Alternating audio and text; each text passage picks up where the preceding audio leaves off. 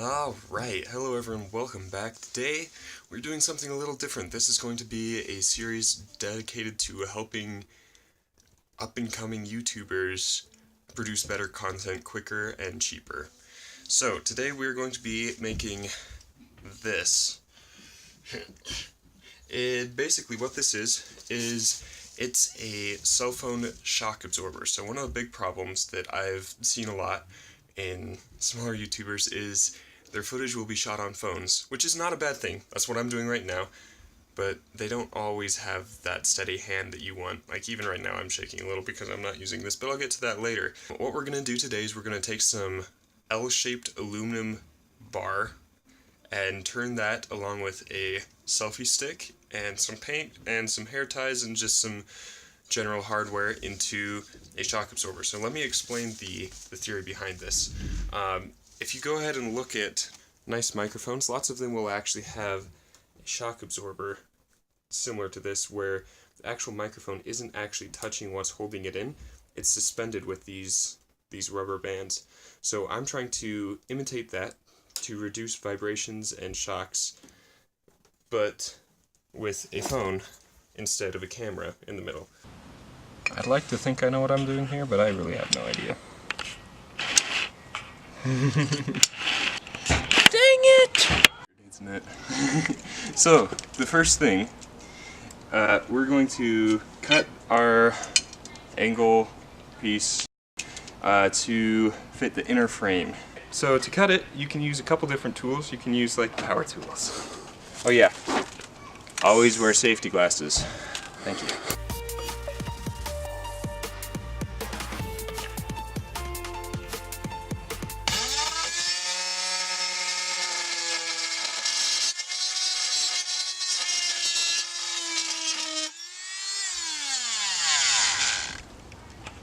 Well, that worked. It's not too hot. Okay. Just so, like you. I'm going to try the non-electric tool just to show that it can be done. Time lapse!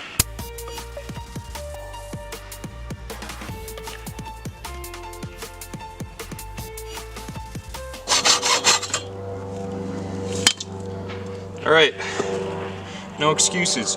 If I can do that with these, no excuses. Mom! Mom! I have to!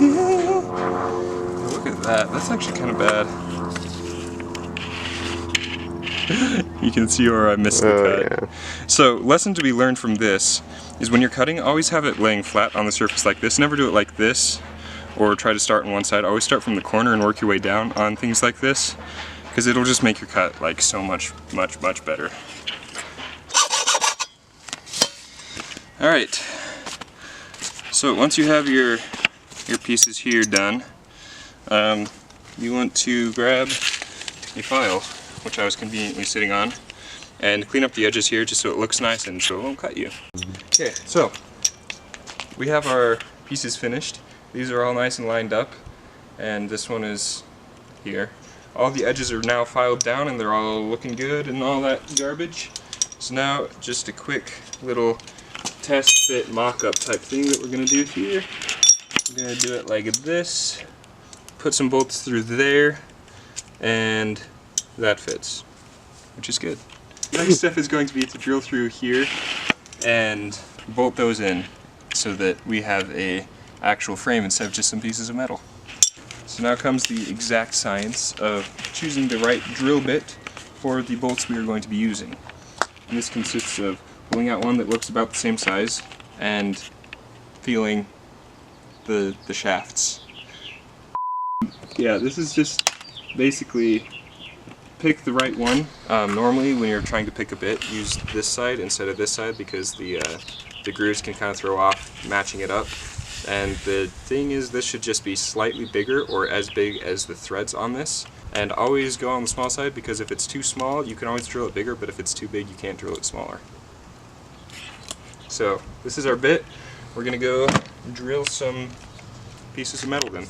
So, whenever you're drilling something, Always make sure that you have something on the other side that you don't mind beating up a little and drilling into, because if, like I did this on the concrete, it would break the bit. So it's always good to have something that you're okay drilling into a little bit and it won't hurt anything. So yeah, so what we're going to do here is I'm going to mock this up again. It's going to be something sort of like this, and I'm going to drill through these ones first, the two on the big one, and then once I have those drilled, I'm going to go ahead and use the Sharpie and just stick it through the hole and mark on the other side where I need to be drilling. So I'm going to do some sciencey math stuff. Focus on this.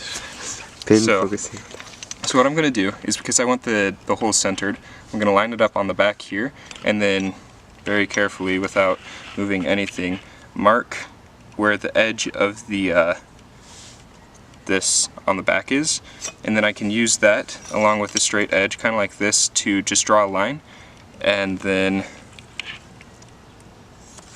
I can draw a line back as well, and then draw another line over here, and where they meet is the place that I want to be drilling, and that's right in the center. Fun science nerd math fact thing. Geometry. Geometry! Geometry! Another fun fact, make sure the drill bit is spinning the correct way.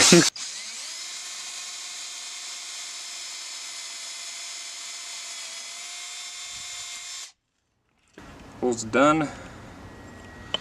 Now we're going to first pick the better side of each of these that you want showing, and then put the other side on the bottom where it won't show as well. I think that's the worst side on each of them. And then just grab your Sharpie and poke a hole in them.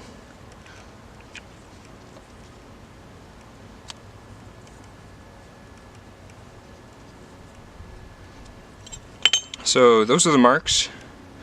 I'm not going to drill that one. I'm going to drill a second hole here, I think, and then use that one. But that one is fine.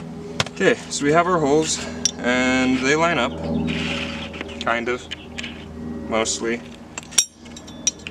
These ones line up. We'll use this. The holes line up. The other ones may or may not, but we'll fix that when it gets to that. For the record, this is a terrible idea. Don't ever do this.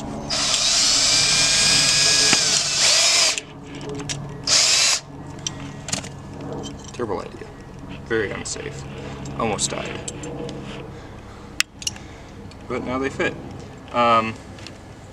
Looks like I am going to have to find a way to bezel this, or indent this, otherwise our bolts aren't going to fit all the way through. So we're going to have to do that at some point. But first, let's go ahead and fix up this hole here. Again, don't ever do this. This is a bad idea, kids. So to get these bolts that have these little flanges on them to fit in flush instead of poking out like this when they're in as far as they will go, we are going to use the highly advanced technique of getting another drill bit and drilling into this again. Trick here is to be very careful and again go less rather than more and test fit it a bunch of times, because if you go too far your bolts just won't fit at all, and that would be sucky. So yeah, I may have gone far enough as it is right there. Let's see. Oh, close. I could go a little bit more, I think. Just a little. Back over here, the goal is to suspend this guy with hair ties like this. So we're gonna go ahead and kind of guesstimate, and hopefully we have enough left for the other two parts, and we'll just basically cut that in half. This is a crucial part. Yeah, crucial part. Sticker removal. Well, I regret saying that. I did get that on I regret saying that. Yeah, because this is going to be painted, and you don't want to just paint over stickers because that just makes it look ghetto. Which is what it is, kind of. But like, not what you want it to look like. DIY. Yeah, there's a difference, there's a fine line between ghetto and DIY. We want to hit that DIY, not the ghetto. So, yeah, take off the stickers. These aren't coming off very well, so I think I'm gonna go burn them off.